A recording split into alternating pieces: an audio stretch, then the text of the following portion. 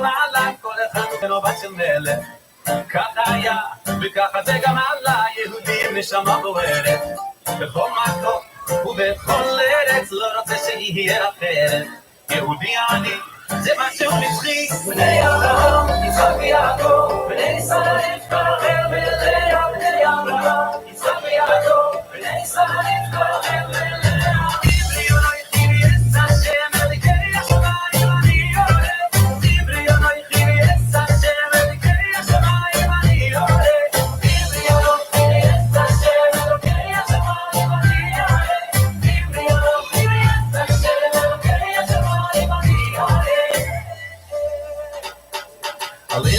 History I've been through.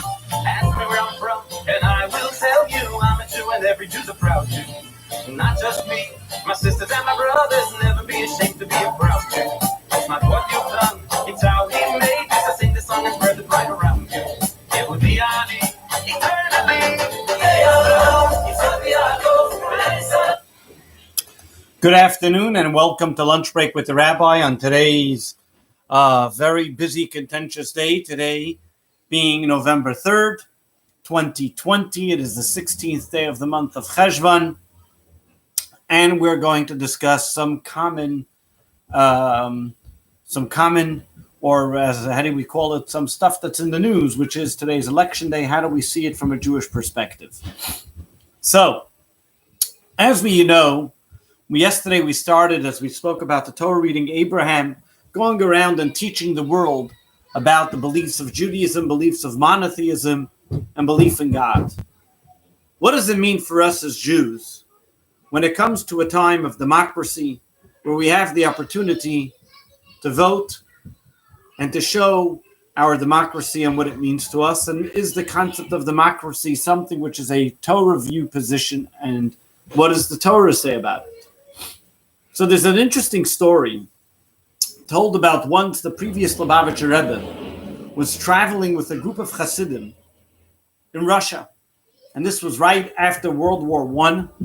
And there was a very big debate at the time about all the different isms that were going on. Which is correct? Communism, socialism, and all the different factions of the time. And as Jews together, there were two Jews, three opinions, and every person had a very heated opinion about what they believed was the real opinion of what should be done and what the Torah view of it is.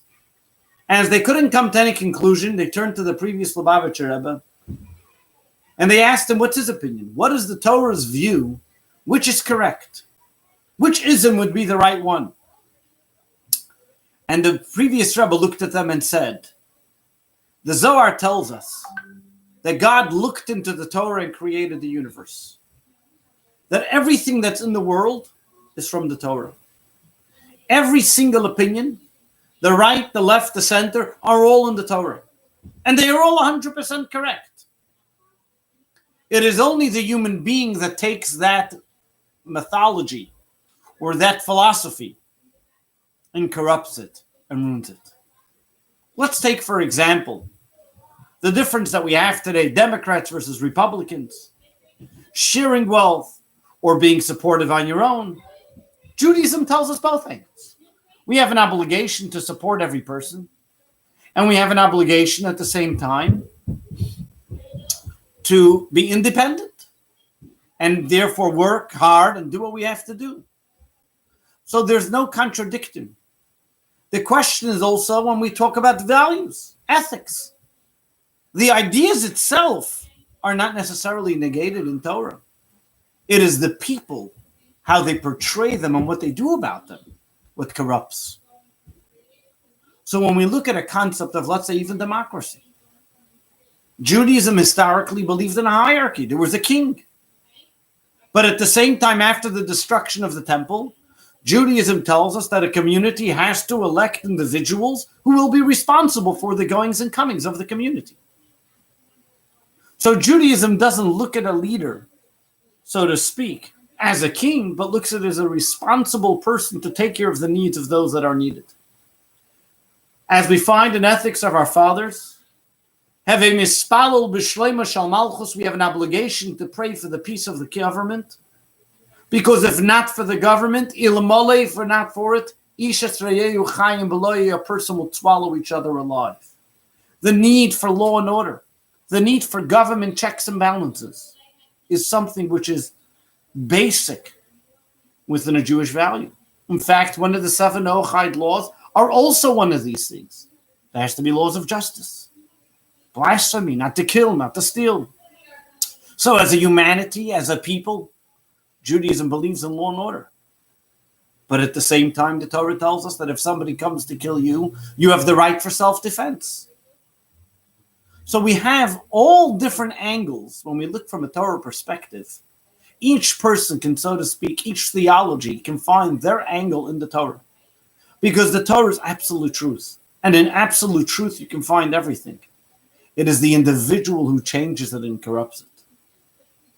So when we look at what does the Torah ask about election day, the Torah tells us to look with clean eyes, not at people who corrupt ideas, but with theologies and things which will help and improve the lifestyle of the people of this country and bring about salvation, happiness, and peace and tranquility. People will forever have differences of opinions. As the Talmud says, the same way we don't look alike, we'll never think alike. There's nothing wrong with having differences of opinion. There's nothing wrong with having another political persuasion. But just because you have one political persuasion doesn't mean the other person's dead wrong. We have to be able to tolerate opposites. We have to be able to tolerate opposing opinions. We have to be able to understand and say which candidate is the one that can understand with humility that the position that they have is a God-given one.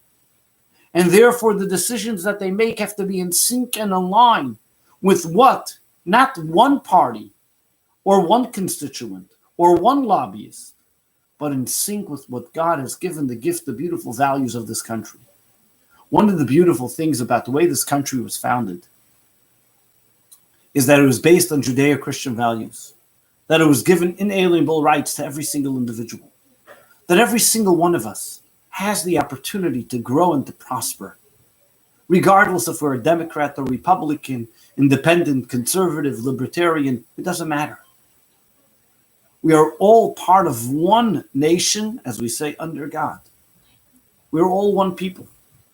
And when we vote for a certain candidate, that candidate has the obligation to be able to propel and bring about the best of every single individual, regardless of who they are and who they voted for.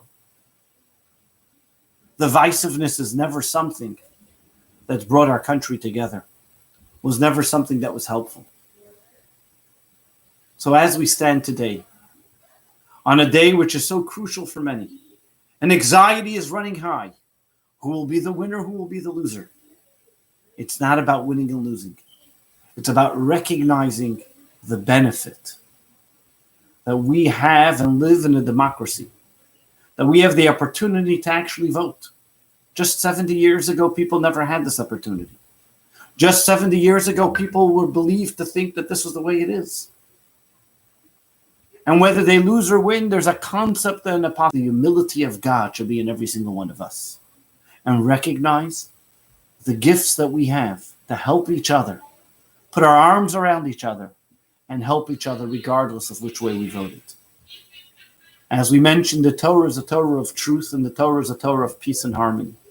The Torah tells us that we all have, as a people, have a responsibility for one another, regardless of who we look like and what we do. And this is the message that we have on this important day today. Let's go back to this week's Torah reading for a moment. Abraham. He sees a people in front of him, as Sodom and Gomorrah, about to be destroyed.